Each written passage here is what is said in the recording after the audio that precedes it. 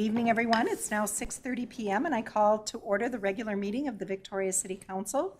Please join us in the Pledge of Allegiance. I pledge allegiance to the flag of the United States of America and to the republic for which it stands, one nation, under God, indivisible, with liberty and justice for all. The first item on our agenda is announcements. There will be a special meeting of the City Council on Monday, November 14th at 5:15 p.m. for Council to canvass the 2022 election results. Additionally, the Council will hold a budget workshop on Monday, November 28th at 5 p.m. to discuss the 2023 enterprise and capital funds, the 5-year capital improvement plan, and the final general fund budget and levy. All meetings of the City Council are open to the public and held in the council chambers at City Hall unless otherwise noted. We encourage anyone wanting to attend our council meeting or workshops in person to contact our city clerk in advance. In other announcements, Halloween in Victoria, hosted by the Victoria Business Association, is held Saturday, October 29th from 1 to 3:30 p.m. downtown at Bayfront Plaza. Join us for this family-friendly event. Trick-or-treating will occur at the participating businesses from 1 to 2 p.m., and kids' games will be over by the bandstand from 1:30 to 3:30. The general election will be held on Tuesday, November 8th. Polls are open from 7 a.m. to 8 p.m., and we encourage everyone to get out and vote. And the city will host our annual winter lighting event in downtown Victoria on Thursday, December 1st at Bayfront Plaza from 6 to 7 p.m. Our next order of business is to back up here a minute. There are no proclamations this evening. So our next order of business is to adopt the final agenda. Council, can I get a motion to adopt the final agenda? Motion to adopt. Second. We have a motion and a second. All in favor signify by saying aye. Aye. Aye. Any opposed? Motion carries. Next item on our agenda is open forum. Open forum is the opportunity for anyone to address the council on an item that is not on the agenda and not an application form that will be coming to the council at a future date. No one has registered in advance to speak, but if there's anyone in the audience who would like to address the council, please let me know now. Seeing no one, we'll now move on to the next item on our agenda, which is the consent agenda. Items on the consent agenda are routine administrative and do not require deliberation or are housekeeping items required by law. They're approved with one vote unless someone requests an item to be considered separately. Ms. Hardy, does staff wish to pull anything from the consent agenda? None from staff, Madam Mayor. Council, anything from council? Is there anyone in the audience who would like to pull something from the consent agenda? Seeing none, can I have a motion to adopt the consent agenda, please? Motion to adopt the consent agenda. Second. We have a motion and a second. All in favor signify by saying aye. Aye. Any opposed? Motion carries. Now moving on to our regular agenda. Item 6.1 is to review the sketch plat for a 55-plus active senior project. Presenting this evening is Senior Planner Isaac Peterson. Mr. Peterson, welcome. Thank you, Mayor, members of the council. As the mayor noted tonight, for the council's review and discussion is the sketch plat review for the Amira development that's being brought forward by United Properties.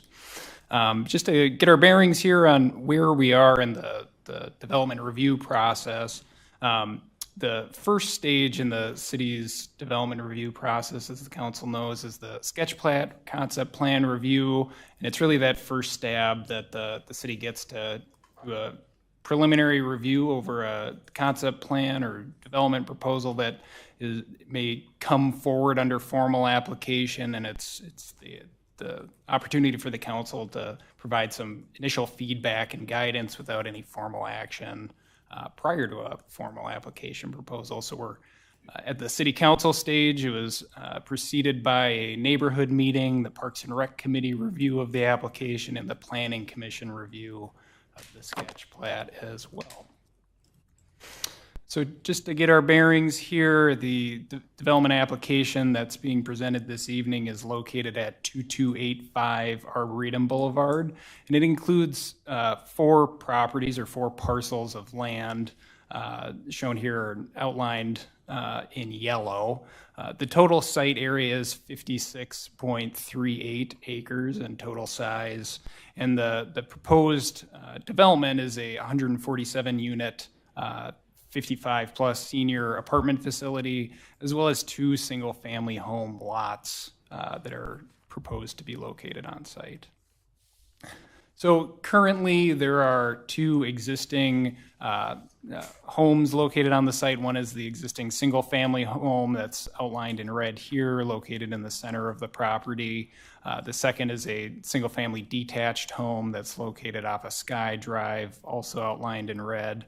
And additionally, there's the presence of the former railroad grade that's identified as the future Lake Minnetonka Regional Trail corridor to the south of the property, kind of outlined in this strip here.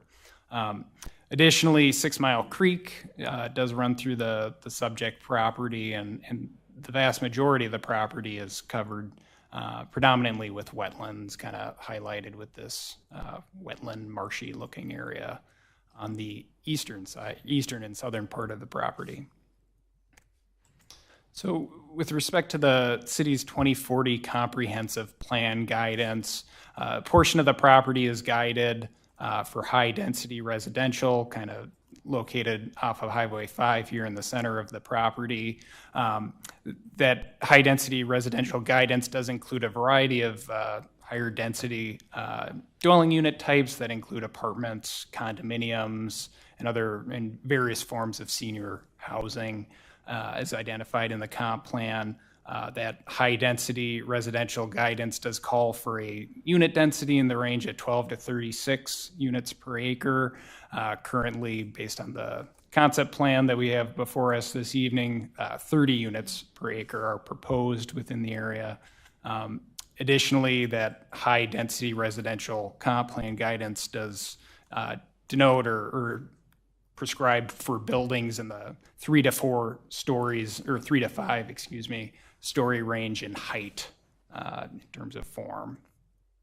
Additionally, as you can see on the screen here, some of the property and those wetlands areas are called out as open space. That does include the location of the 2 single-family home lots that are called out for in the sketch plat concept plan located on the western portion of the property that could necessitate consideration of a comprehensive plan amendment if the project is pursued to align with that low density housing type that's proposed there. Additionally, the southern portion of the property, called out in a darker green here, is called out as a park area, predominantly indicating that the future trail connection is to be located on that portion of the property through the comp plan. With respect to the lots and plat that's shown through the sketch plat, there is one parcel called out for development within the sketch plat for that higher density age-restricted senior housing apartment portion, and then the 2 single-family home lots called out as parcel A and parcel B along the western portion of the property next to Sky Drive are also indicated. Additional platted outlots that would contain wetlands or wetland features would be necessary as well. And generally, based on the quantity of properties that are being proposed through the plat, consideration of a preliminary plat and final plat would be necessary and require Planning Commission and City Council review moving forward. The current zoning of the subject property is CBD, or Central Business District. That proposed apartment residential use would necessitate consideration of a conditional use permit within the Central Business District, or consideration of the development as a planned unit development, or PUD. Additionally, the property is located within a shoreland district, as it's within 1,000 feet of DNR classified water bodies, such as 6 Mile Creek and Auburn Lake to the north. If the applicant pursued rezoning in the form of a residential planned unit development, it would necessitate consideration of as a RSPUD or residential shoreland plan unit development. There are more strict requirements to a residential shoreland plan unit development that include, but isn't limited to, the preservation of at least 50% of open space within the total project area, adequate or increased setbacks from water bodies such as 6 Mile Creek, as well as enhanced vegetative protection along those water bodies. To provide kind of an alternative form, and this is somewhat of a unique scenario where there are two potential viable rezoning paths that could be sought out by the applicant. The alternative would be a potential request for the R4 high-density residential rezoning to serve the apartment building that's being proposed. The concept plan that's been presented is generally consistent with the height, bulk, and setback requirements that are prescribed within the R4 zoning district, with the exception of the number of proposed attached units. There's 147, and 100 is the max based on the R4 zoning district. Although the code for the R4 zoning district does provide for permitting greater than the maximum number of attached units by way of a conditional use permit, which could be sought by the applicant if they bring a formal application forward. Additionally, the two residential or single-family residential lots would require rezoning to serve their proposed location. Staff would generally recommend, if they were to be sought after, that they be rezoned to the R1 low-density residential zoning district. The applicant hasn't provided requested bulk or setback requirements that would be specific to these two lots, although staff would recommend, if pursued, that they abide by the standard R1 zoning district regulations that are provided for by code and located at the bottom of the screen here. So just to show some of the elevations or renderings that the applicants provided from Arboretum Boulevard, and then from the southwest looking towards the proposed building. We can certainly jump back to this. With respect to the site plan and structure that's being proposed, it is a 4-story multifamily building that's approximately 48 feet in height. The proposal does also include 1 level of underground parking beneath the structure. And again, as the council is recently familiar with, buildings greater than 35 feet would require a conditional use permit if zoned or continue to be zoned within the central business district. And then for that alternative R4 zoning potential, buildings up to 55 feet in height are permitted by right within that high-density residential zoning district. Isaac, can Yep. I interrupt you for just a second? I want to get clear on these two different zoning things. So the two options available for this property are this third one that's listed. Yep. And if it's greater than 35 feet, which this one would be, it would require a conditional use permit, but it's not in the central business district. Yeah, Mayor, Or would we call this the central business district as well?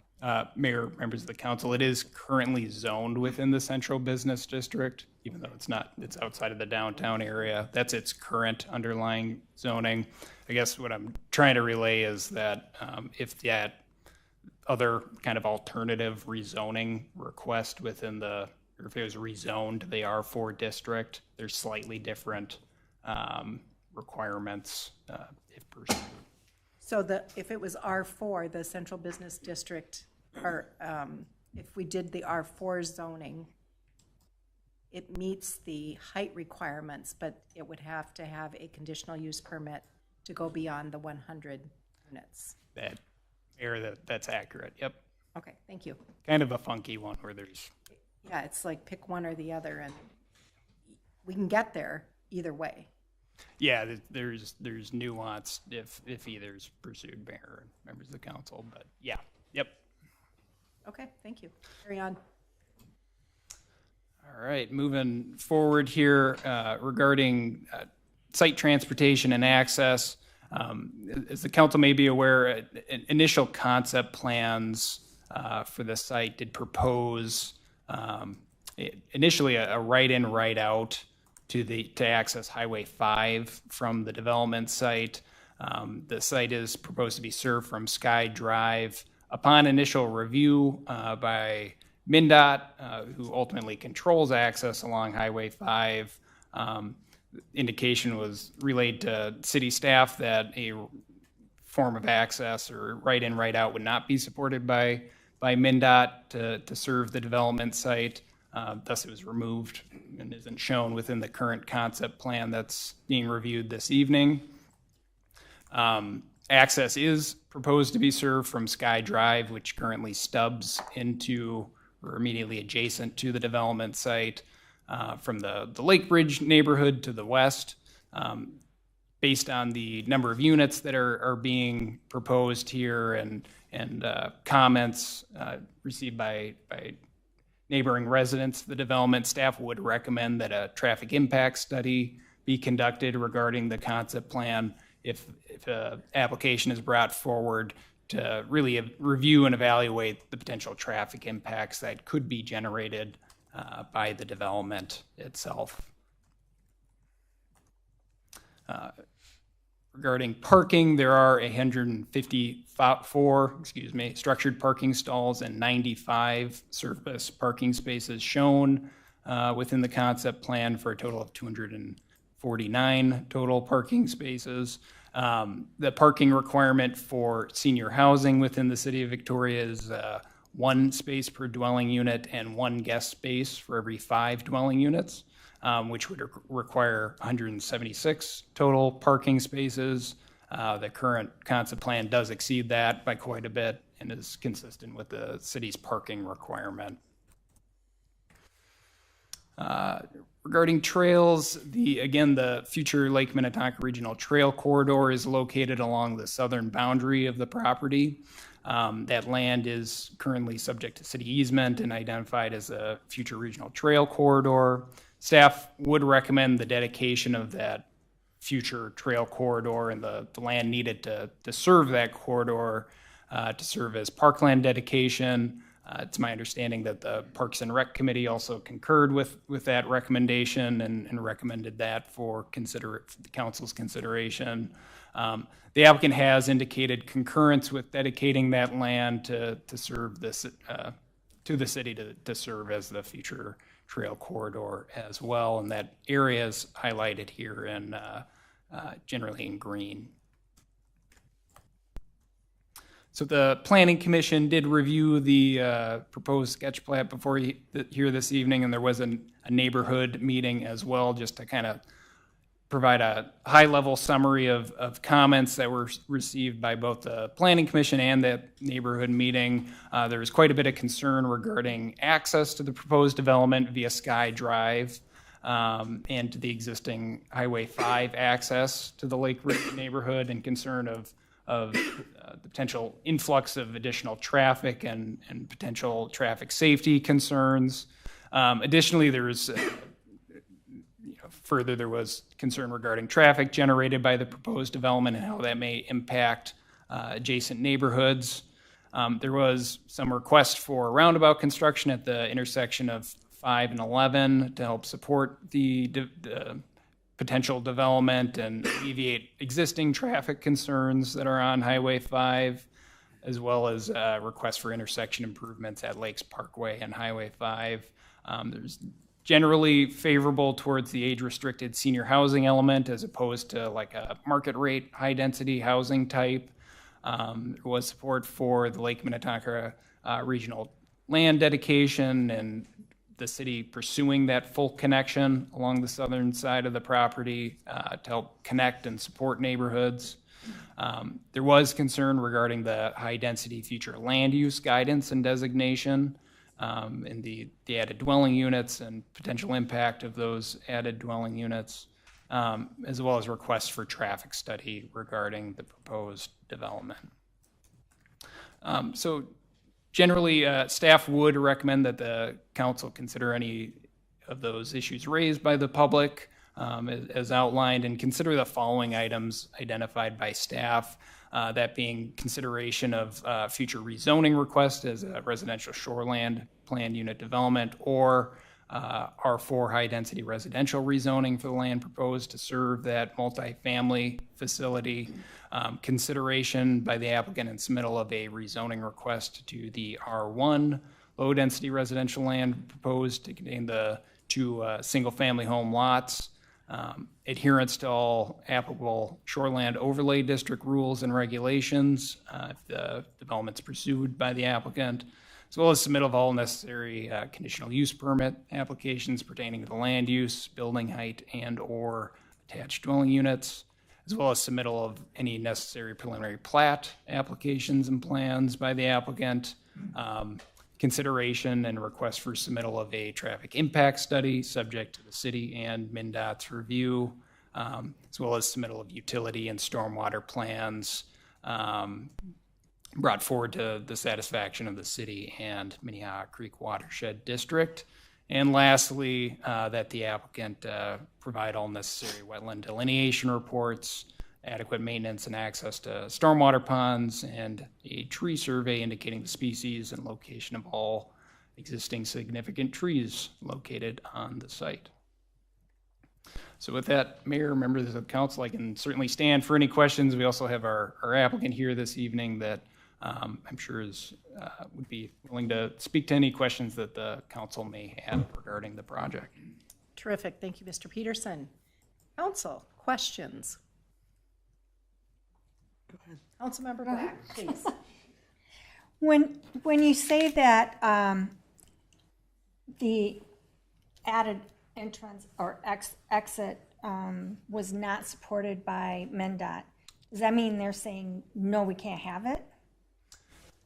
Councilmember Black, Mayor, members of the council, they've indicated that they would say no if a formal request for the access was brought forward. Although there's certainly continued discussions that could be had, but that indication implied to city staff that they would not allow an access to the site from 5. Even though, I'm sorry. Yeah, go ahead. Even though there already is an access point there, they would close down that access point and route all the traffic down to Sky Drive. Is that what we're understanding? Mayor, members of the council, yes, that's accurate. And so you use the term initial, right? You said their initial finding was they wouldn't support it. So is there any recourse that we have? I was listening to the planning commission, and sorry, Judy, I jumped in on your. No. Well, I think it's good that we go back and forth. I don't like to just dominate. I listened to the planning commission, and they had some valid concerns about the traffic. I think Greg brought up the idea of Sky Drive going one way, right? If we come back with a proposed solution that could alleviate some of the traffic concerns for the neighboring neighborhood, right? I mean, can we plead our case if we come back with content that is suggesting that we can alleviate some of that? Mr. Peterson. Yeah, the traffic impact study. Mr. Peterson. Councilmember Amira, Mayor, members of the council, generally, if the city wanted to pursue a support for that access or kind of plead the case for that access, so to speak, typically that would be done by demonstrating through some form of study, in most cases a traffic impact study, that it could work. Ultimately, MnDOT does control the access, so there's some balance there, but that certainly could be a continued discussion if it was sought by the city council to pursue. And if the city engineer has anything else to add to that as well. Okay. So do you need us to direct you to have the study done? Because I know they talked about it at the planning commission and they recommended it. Councilmember Black, Mayor, members of the council, generally the traffic impact study would be supplied by an applicant for development, just based on general consensus or thought by the council. I think staff could work with the applicant to kind of show that scenario and work with the applicant to coordinate with the Department of Transportation to discuss that further. I think we're all in agreement that a traffic study is appropriate here. So, Councilmember Hebert. sorry, I keep jumping in. Is it my turn? Yes, go ahead. So what are some potential outcomes of this traffic study? What is it a roundabout? Is it a traffic light? What's something concrete that a potential concrete solution Yes. to address the traffic? Councilmember Hebert, Mayor, members of the council, typically what's sought through a traffic impact study is evaluating how much traffic is going to be generated by a proposed development site and the land uses associated with it, and how that may impact adjacent intersections or roadways. And it can also further outline potential mitigation strategies to minimize the impact of traffic from a development. So there's some tangible outcomes or mitigation strategies that staff would look for in a traffic impact study. I'm not prepared to recommend specific strategies just because I'm not a traffic engineer, but it can range from turn lane striping to intersection improvements, you name it, or just functional operation of internal site circulation. So there's a number of different directions. So let's say we do the study and then come back with 3 great ideas that would alleviate some of whose cost is that on? Is that on the city's cost to enable those? Councilmember Hebert, Mayor, members of the council, generally if there was an impact that's directly a result of a development or development-related impact that needed mitigation, I would say staff would generally recommend that the developer pursue that cost. Can I ask one more question since Yeah, we're sure. talking about the entrance and stuff? So I believe, and correct me if I'm wrong, right? We've talked about with another housing development before where it was kind of split and we had one road going one way. And I think, right, it had maybe too many houses, I believe, right? Yep.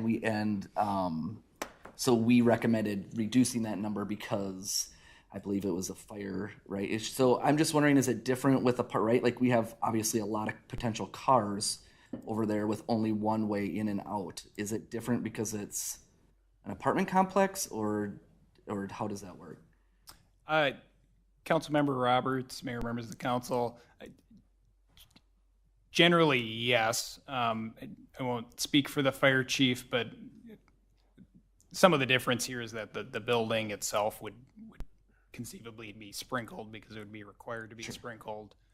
One item that we were looking for initially would be that there's enough internal circulation to move a fire truck into the site and through it. From preliminary review of the concept plan by the fire department, it appears to work to that end. So there isn't that same concern, but I believe what you're referencing is the 30 or more lots on a single point of access. But basically because of the big parking lot here, like you have the space to get a fire truck in and out. Correct. Even though there's only one way in and one way out, that's not a concern from a fire truck perspective? Councilmember Hebert, Mayor, members of the council, based on the concept plan that's proposed and that initial concept plan review, it appears as though it would work for the fire department based on their comment. Thank you. Councilmember Gunderson. So let's say we decide on a plan, we go through the study, we decide on a plan of action, and it gets through construction. Where are we at on Highway 5 construction becoming 4 lanes? We do something, how much flexibility are we gonna have to adjust to that in the future? Because that's something we're gonna have to think about too. So if we can't do it now, are we gonna is this flexible enough to allow us to do something maybe that works better in the future? Mr. Peterson. Councilmember Gunderson, Mayor, members of the council, I may have to punt to the city engineer for this one, just to talk about Karen, moving welcome. parts on that front. Your attendance tonight is not in vain. Good Welcome. evening, Mayor, members of the City Council. The planned expansion to 4 lanes currently ends at County Road 11 by Dairy Queen. The latest round of traffic projections from the last round of comprehensive planning didn't identify a need to expand to 4-lane. Back in 2008, the corridor study that looked at 4-lane all the way to Norwood did not identify a need for additional right-of-way through this corridor beyond what was dedicated through the Lake Bridge project. So MnDOT, of course, will take a look at that if they're doing a more thorough review, but preliminarily, we weren't seeing a need for additional right-of-way through there for long-term planning. Just to clarify, so it's already been set aside to accommodate 4 lanes? So through the Lake Bridge project, there was some review of what the right-of-way needs were. So there's some preliminary information out there about what's needed, and it didn't flag that we needed to dedicate additional right-of-way through this section. But of course, that'll get reviewed with the preliminary plat application in more detail. Right. Understood. I mean, to me, this would signal we're starting to go a little bit more west. And so if we continue to go west, that would mean more traffic on that segment of road, which means more traffic congestion at choke points. We're just shifting the problem now from here downtown and the stretch between Arboretum and Rolling Hills, Bavaria, to now from Dairy Queen westward. And yet so instead of being able to give us 4 lanes, they're saying, we're not going to give you the access you need or want for this particular project. So in terms of the 4-lane, that really would be generated by the traffic projections, and those come from the city. So the city's growth plans and Laconia's growth plans are input into the city model. That model gets updated every 10 years, so that'll continue to get updated as the market bears what the market's going to bear in this area. But the Arboretum Area Transportation Plan work that's been completed did stop with the roundabout by Dairy Queen. And where are we at with the Roundabout? the roundabout there? Yeah. So the county did submit for regional solicitation funds, right, for that intersection. That process of determining what projects would be lucky enough to get funded through that process is working its way through. So we should have more information by fall, more official information than around the beginning of the year. And the county did just request a meeting with me to go through what's in their CIP with what's in our CIP, and we certainly will be talking about that intersection when we meet. Great, more to come.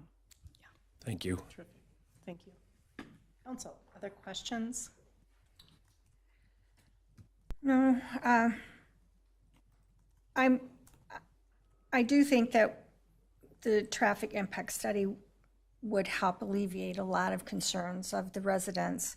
I did do a little research of my own, and I did find that on average, a senior living apartment building like this has about 25% less traffic than single-family home neighborhoods. So that's a positive. This is something that I think is needed in the city, and if we can figure out a way to make sure that the residents aren't inconvenienced and we're able to run that trail and connect it, I think it would be a big win. Thank you. Mr. Peterson, do you know that regional trail, it connects up at Kirklocken? Will this access bring that all the way to the Kirklocken Park? Mayor, members of the council, so there's currently, I believe, three portions of the trail connection that would be needed to connect to Kirklocken that are held in private ownership. So there's a little bit of a gap there between Kirklocken and this that would be needed to kind of be reprioritized or pursued down the line to make that ultimate connection. That being said, this is a large portion of the ultimate trail that would be needed. Thank you for that. Council, other questions, comments? I have a question. I don't, Derek, did you have something? No, go ahead. We talked about the different rezoning options, right? Is that something that we don't necessarily discuss at this particular time? So when will we discuss what the rezoning plan is, right? When does the developer request? Does the developer request that? What does that process look like? Yeah, great question, Councilmember Abear, Mayor, members of the council. And this is kind of a unique situation that I don't think that the city's reviewed quite in a while, where there's two potential rezoning requests or different requests that could come about from a developer or applicant. What is actually pursued is driven by the applicant themselves, because they would be the ones requesting it. Staff wanted to kind of make a point of highlighting both, because they both could conceivably be options that the applicant pursued, and just wanted to lay out the wrinkles that could come with either pursuit, if whatever path the applicant takes. And it, of course, there's always some change between the concept plan and when a preliminary plat and site plan application is received, and things could change as site due diligence happens. So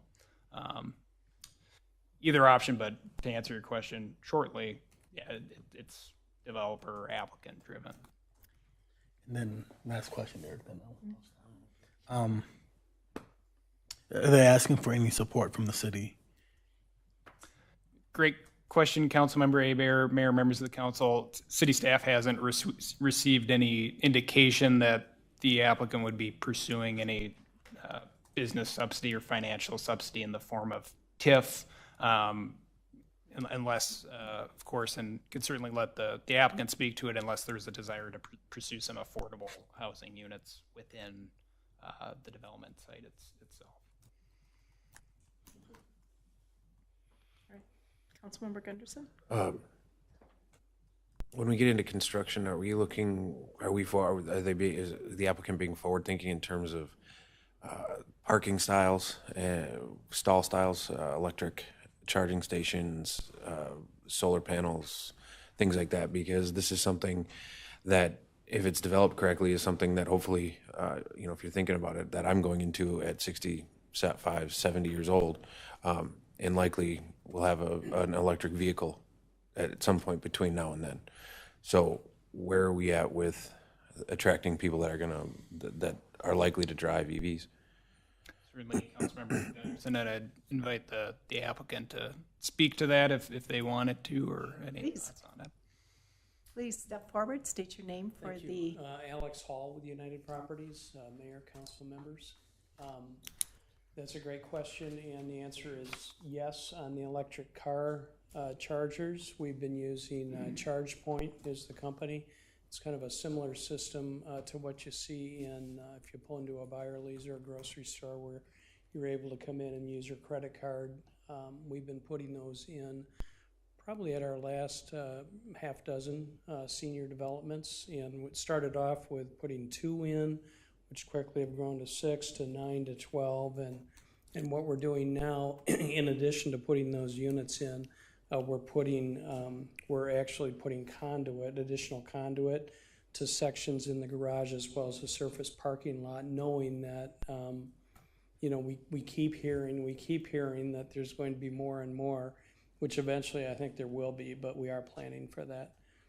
Some of that, the challenge there is that the companies that come in and set the transformer, they set the transformer based on today's needs. They won't give you that extra capacity, but we're running extra conduit out to that transformer to allow for future expansion.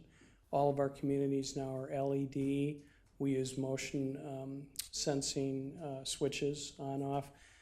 We have not got to the point where, at this building specifically, where we've considered solar panels, but we will be taking a look at that and looking into that. Okay. Thank you. Question for you: is affordable housing, is that a part of your project? It is not. To include X amount of? No. At this moment, all of these would be a market rate rental for that 55 plus independent senior. So we're not, we're at this point, we're not assuming any affordability. Do you have other properties? Does United have other properties that do have affordable housing within the market rate? What does that look like at a high level? Usually you'll see, and it's a request that is driven by the city. So sometimes the city will come in. In the case of Minnetonka, for example, I provided, this is a senior co-op, so a little bit of a different product, a for sale product, but they wanted to see 10% affordability in that, which I think was 9 or 10 units. And then they gave us TIF to compensate in part for those affordable units. And then I think that we were probably 80% of area median income, and those were priced lower too. So that's a for sale product, and then that differential in price is always there. It never catches up to the market rate unit, so that affordability is always there. In the case of a rental unit, it would be some sort of reduced rent, and then again an area median income qualification would be in place for someone renting those units. Will those units always be age restricted? I know at some time, if a facility has a problem renting to a 55 plus age group, they've taken exception to drop an age and allow other residents to lease there, which obviously isn't then what the design purpose of the facility would be. Right. How do you handle some of that? We have not had to do that before. I think it would be something that we'd have the ability to do, unlike a senior, going back to the senior co-ops, for example, that's a HUD insured product, and HUD, it's 62 in those, and they say that at least one of the people living in the unit needs to be 62 or older. Someone younger could be. There's no subleasing. So in that case, you really can't change that. In the case of a 55 plus, that really is just something we put in place. So in the future, well into the future, for example, right now, you're looking at a 25-year, really in the next 25 years, over 100% growth in that 70 plus demographic. So I don't see a weakness, but we would have the flexibility to open up some of it for non-senior, or I wouldn't even, we'd have the ability to drop that 55 down. I think if it's a senior community, it's really not necessarily going to attract certainly not going to attract your millennials. Probably wouldn't be interested, but maybe they would be. I shouldn't say that. No, I asked the question because if we're going to if it's going to be if we're going to bill it as 55 plus, I wouldn't want to see it going the other way. No, and none of ours have to date. We've got 3. This is our Amira product. We opened up our first one in Roseville. That's 100% leased. And then we just opened in Bloomington our second Amira, and we just hit 90% leased on that 2 weeks ago. And then we've got a third under construction in Minnetonka near the Carlson Towers. That one will open next summer, and we've already hit 50% pre-lease on that. So we're seeing an awful lot of demand, and I think it's that it's that senior that they are selling their home, and they're not necessarily interested in buying again. And so I think we're seeing reduced, what I've seen over the last 10 years from this population is a little less interest in buying and a little more interest in locking in that flexibility and renting. But they're not interested in renting into a market rate apartment. It needs to be an age restricted where they're in a sense of community with people of similar age. And I think it gives them the flexibility of locking up during the winter and perhaps heading down to Arizona, warmer climate. I was going to say Florida, but that's not not quite as popular, at least for a couple years. I shouldn't. That's not funny. But, It'll be fine. Can you talk a little bit more about this product and what what kind of amenities? There's no level of care provided here, but is there congregate dining? What, Correct. talk a yes. little bit about that. So it's really, if any of you are familiar with our Applewood Point, which is our senior for sale co-op, we've got 16 of those that we've developed, and the amenities are similar to that, as are the residents that will eventually move in. So unlike a care community, we don't have food service. So there's no food service, there's no care. So you don't have the heavy staff of attendants, nurses, you don't have food service trucks and things like that coming in.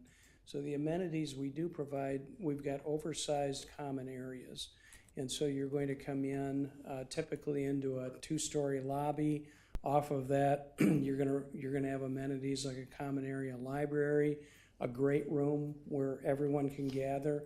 Usually off of the great room, we've got a patio area that has outdoor grill stations. You've got lawn games out there. We've got a woodworking shop in the garage level. Our last 2 have a pool. So we've had a swimming pool at Minnetonka and Bloomington. And I'm looking at trying to do that on the south side of this project, which I think where that peninsula comes in, kind of nestled in around the wetlands, would be a terrific location for something like that. We have a golf simulator, for example, at Roseville, craft room. So the intent really is to, you're not going to find those amenities typically at a condominium. And so the intent is to create those areas and really create that sense of community where people want to come down and mingle. And then they're professionally managed, and they do have someone who organizes various activities and things to kind of get people involved. So that's kind of touching on those amenities that we offer. What kind of staffing will you have? I've been lucky enough to help my grandparents look for some senior housing and such, and that's kind of the difference on some of these, right? Like, just are there going to be people around? Like there's one where they supposedly had a maintenance person and he's never around, and they don't nothing never gets fixed, right? So, and it is right now. So I guess I'm just curious. Yeah. I get that it's independent living, it's not assisted living, so there's not going to be nurses and stuff like that. But what kind of staffing and such are you going to have to help these residents? Typically you'd have a staff of 4 at one of these. You're going to have a housing manager there during the day, and they're going to be a full-time manager with 146 units. You're going to have an activities director. May not be a full-time position. You're going to have a housekeeper for common areas. And then you're going to have that maintenance person that sometimes will share among other properties. It's very possible that you could have a maintenance person running between, our Bloomington location and this, but it just kind of depends on needs and things like that. These units all have full kitchens too, so we're looking at a range of a studio, a 600 square foot studio, on up to an 1,800 square foot 3-bedroom. All full kitchens, they've got the quartz countertops, stainless, so a very nice upscale home. Do you know what the price range is yet for those? The rental rate on that is probably going to be around, I would say we'd be starting in that $2.80 a foot range. So on 1,000 square feet, 2,800, I think is where, if I did my math right, that'd be about right. That's kind of where the market's at right now. You can get a little bit of a premium for it being an age restricted, because there's not as much of that product right now, and there hasn't been as much built. There's so much market rate apartments. It seems like every block you go, there's a new apartment going up. Do you intend to ask for support from the city? At this point, I do not. No.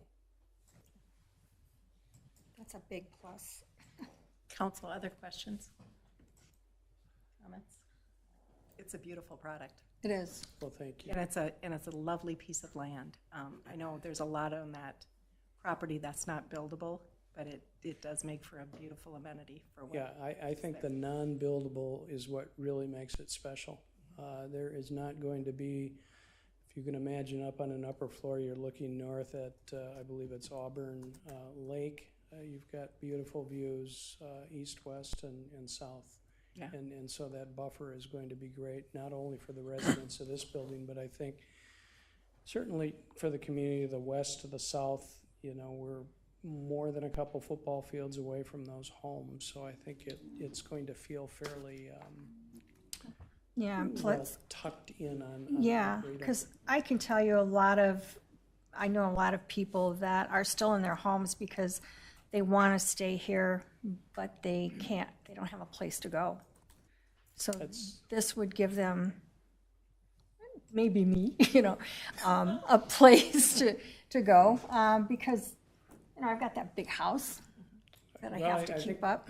I think that's a good point, and we just completed a market study that I just got last week from Maxfield, who specializes in demand studies, and it shows sufficient demand in this area. They've got a 5-mile radius, so they're picking up Victoria. I think they're picking up portions of Waconia, Chaska, and I just know from experience with friends who live in and around Excelsior that have looked at the possibility of selling their homes. There's not a lot of supply of rental, and very limited. So I think you're right. And what we found is that people won't leave. If you've grown up in this area and there's not an option, they're not going to go rent in St. Louis Park or Hopkins or something like that. They want to stay out where they've lived. A lot of times there's family out here. So that can, the bonus there is it can promote some housing turnover and bring in kind of younger families and things like that as well. Thank you.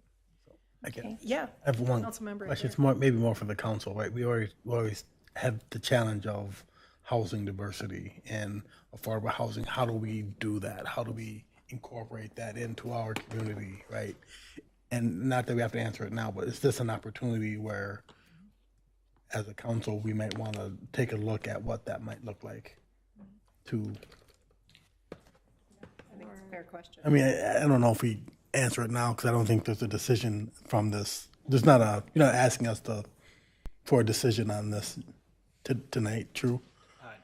Councilmember, Mayor, members of the council, no, there's no action needed or taken at the time of sketch plat review. I think if there's some general concurrence from the council, what staff could do, if desired, would be to discuss with the applicant if there's any opportunity or what that would look like, incorporate an affordable housing element within the project, if desired. At preliminary plat, will we see numbers on taxable value for the land versus what the project could potentially be in versus the new value on the land with the building? Councilmember Gunderson, Mayor, members of the council, generally from like a ballpark perspective, yes. Staff doesn't generally require that at the time of preliminary plat, but there could be some preliminary valuation figures based on what the construction estimate. I just think it would be interesting for our conversation, something that's not asking for anything from us to see what an impact on the budget it would do with this project. What do you mean? Well, there's value now, and what's the new value with the building there? Because they're not asking for TIF or any other kind of financing. I know, So I just want to know what the impact of the budget's going to be on the positive side. We're always looking at some projects, or more recently, we're looking at projects that are asking us for TIF, so we have to sift through maybe what the value is, right? I think this is pretty upfront with what the value is, so be able to talk about that is help us make a decision. Help with taxes. Right. Other comments? So I think Isaac, yeah, please. Oh, just one comment, Mayor, members of the council, because I believe Councilmember Gunderson raised a really good point earlier regarding change in use and what that would look like if, let's say, a building got constructed, it was age restricted, and then all of a sudden it wasn't. And the city attorney could kick me, but I think the point that could be relayed is that if there was a change in use, and way down the line, the city approved this, that change in use to like a market rate typical apartment building would facilitate the need for the city to re-review it under a different lens. It couldn't just happen overnight without city concurrence at the same time. So I just wanted to flag that point quickly. Thank you. Thank you. All right. Mr. Hall, I think you can take your seat again if you wish. Okay.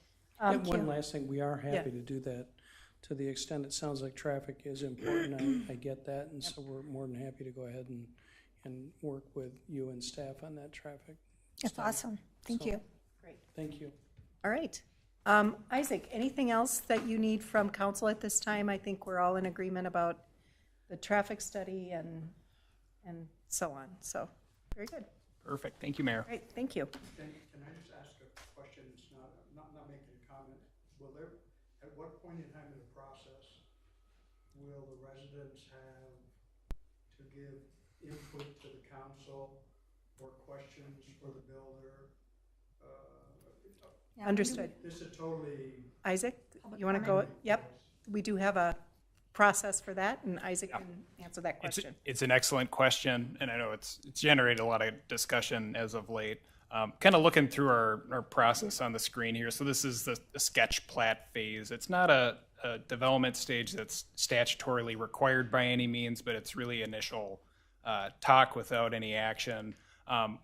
If the applicant brings forward a formal development proposal, which would, as we've outlined, require a preliminary plat and some form of rezoning, both would require public hearings at that time where neighbors within 350 feet of the property are notified. That's also published in the newspaper and frequently circulated on the city's website, where folks interested in the project, thoughts, concerns, comments, would be invited to speak to the Planning Commission initially, and then that would be also reviewed where the Planning Commission provides a recommendation to the council, and then the City Council would either approve or deny any preliminary plat and rezoning request, which would be the kind of next stage through the process here, and then ultimately culminate with a final plat if pursued. Just one question. Councilmember Black. Would there be public comment during the Park and Rec Committee as well, or no?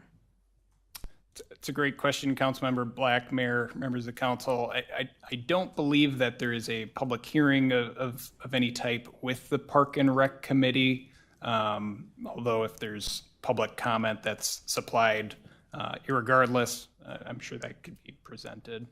And additionally, you can email council at any time with comments as well, because we read all the email and all the comments, so we do get that information. Right. Mayor, I did a. Yeah, Councilmember Gunderson. Sorry. One for the developer. Do you know the turnover rate and where they're going after they leave your facility? Are they going on to assisted living or hospice? Or is it are they going to another location location in terms of turnover? Mr. Hall, join that one on the Yes, podium there. Councilmember Gunderson. That's a great question. I can't tell you specifically on the Amira project just because our first one is only probably 5 years old, and so we haven't seen that turnover yet. But what we are seeing, which was a little bit surprising to us, is a lot of 2 and 3 year leases. So they're not signing 1 year leases. They're actually, and we offered a kind of lock-in rate, so we're seeing long-term lease. The closest I could get again is talking about the Applewoods, and what we found there is that the average stay exceeds 10 years. And then typically what you'll see is them move on to more of a care facility after that point. And this being a similar age, you could see a similar pattern there. I would say of at least a 10-year potential resident. Would it be fair to say that they want to be a part of the community that they're moving into if they're signing long-term leases? Absolutely. I think that's the key. People are they want to be part of the community, and and they really want to move from that single-family home into a low or no maintenance option, and not be isolated. They don't, you can certainly move into a townhome, but that can be somewhat isolating at that age as well. So I think it's a sense of community. You've got half of these residents are single, and the idea that you have people that you can go down and play cards with, and know that someone can check on your home, if you're gone. That's the community these folks are looking for. Okay, thanks. And then the next question is for Isaac. Might understand that we have the potential for a trail connection with this project. Can you talk a little bit about that, just so where that's going to be?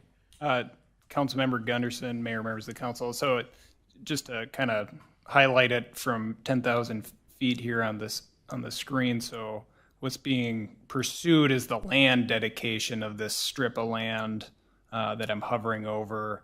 It's about 5 acres or so, and the existing trail terminates here near Kirklocken Park. And then, as I mentioned, there's 3 other pieces here that are held in private ownership. I believe that this trail connection and the construction and land acquisition has been kind of bookmarked for addressing the trail gap currently. So the first part of that would be to acquire the actual land the trail is located on. But yes, there's large opportunity for trail connection. Okay. Yes, I would like to see the trail done at the same time. All right, last chance comments? Thank you. With that, we will move on to our next item. Item 6.2 is our third quarter progress update on our strategic plan. And presenting this evening is Assistant City Manager Alyssa Swanson.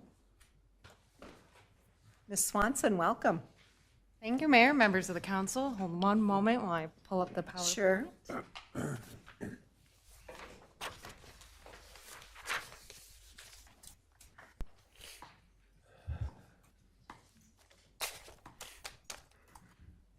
Here we are. So, Mayor, members of the council, this is our friendly quarterly strategic plan update.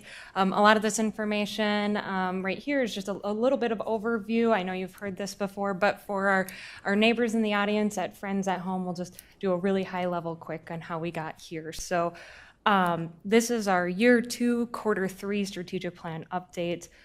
This has been a process since the start of 2021, where you and members of the City Hall staff team met to review what our priorities were for the next 3 years.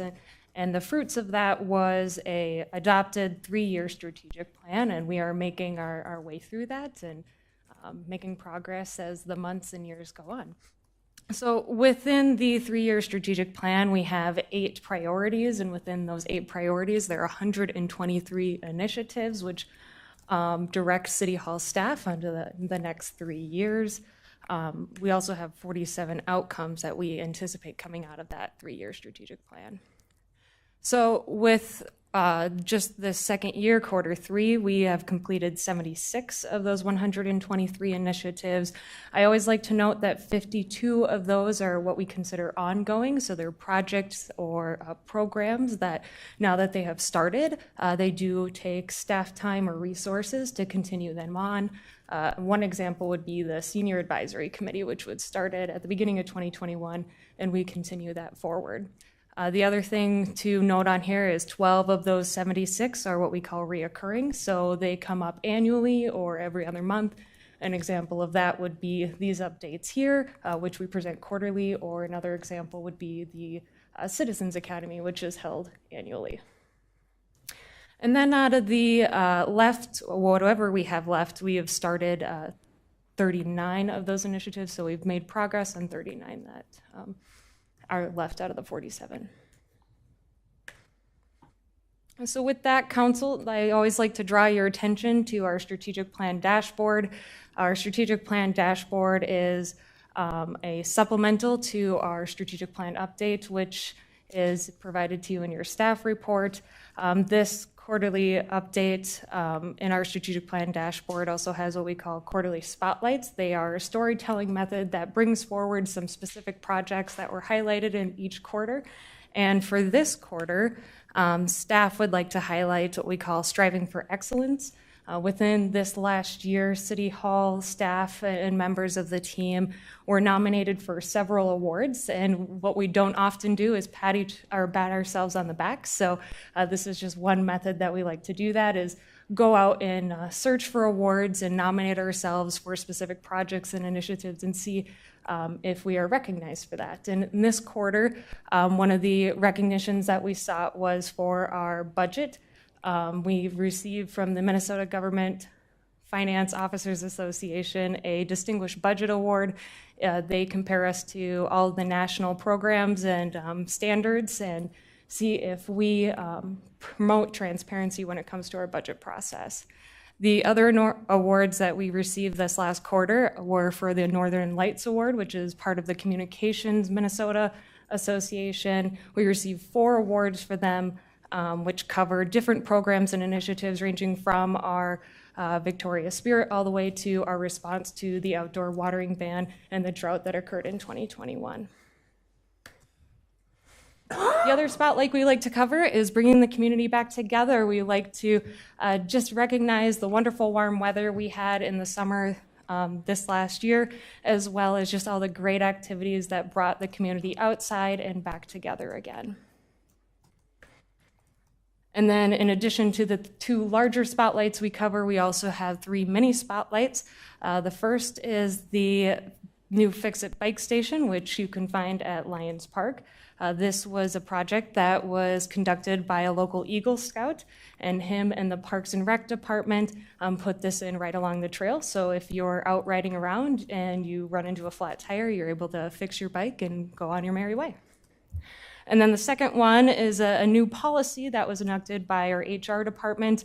We do offer now a volunteer time off policy, so staff members are able to take 8 hours a year off for volunteering for different organizations around their local communities. And then last but not least is the Lions Park Tennis Court and Basketball Court Reconstruction Project. They've made significant progress on both of these, and they're anticipated to be ready this late September and late October for players. And with that, Mayor and members of the council, I will stand for any questions. Thank you. Thank you to our crack staff. We have amazing staff here in Victoria, and they work very hard every day to keep things moving nicely in the city. Council, comments, questions for Ms. Swanson? Good job on getting recognized. Yeah, That's great. yeah. Go out and go after those awards, because we know where you earned them. Wonderful. All right. Seeing no other comments or discussion, we will move on to reports and emerging issues. Attorney Vos, anything from you this evening? Only that I'm happy to be here, and I have nothing to say. Fantastic. We like that. Ms. Hardy, any reports from staff? Thank you, Mayor, members of the council. Everyone might hopefully be enjoying the lovely artwork that we have here in the council chambers. This is part of our new art rotation by master artist and photographer Julie Ann Jonker. And she also does commissioned paintings. Really fabulous artwork this month. And so we would love to encourage people to come on out, check out our chambers gallery. All the artwork is available for purchase. And so we're happy to connect anybody who's interested in purchasing anything with the artist. But again, this has come in partnership through Deb Zeller with the Zeller Art Studio. So please, this gallery is open during City Hall open hours, and we encourage you to come out and enjoy this art. It's fantastic, and it rotates, so we have new stuff to look at often. All right, council, any reports from council? Just me, Councilmember Black, as usual. we like you. Just a reminder, Toys for Tot Victoria is, he's got the boxes out there at just about every business in Victoria. I have one at mine. And on November 26th from 9 to 12, he'll have a truck at the Deer Run parking lot for people if they want to drop off their unwrapped toys. Or he's also going to be here on December 1st when we have Light Up Victoria. So just a reminder on that. I also wanted to spotlight Deer Run Golf Course. They were awarded Reader's Choice Awards for 2022 in Tea Times. There were 8 categories. 3 first place, 2 second place, and 1 third place. Great. So they've done excellent work. And I got an email from one of our residents. There's Victoria Auto Works was sold, and it's now Victoria Automotive Repair. And he just raves about them. And if you need any work done on your car, give them a try. That's it. Thank you. Congratulations to Deer Run, that great Yes. golf course here in our community, tucked away. Let's see, I think there are no more items to come before the body this evening. So with that, I will take a motion to adjourn. Motion to adjourn? Second? I have a motion and a second. All in favor signify by saying aye. Aye. Aye. Any opposed? Motion carries. We are adjourned.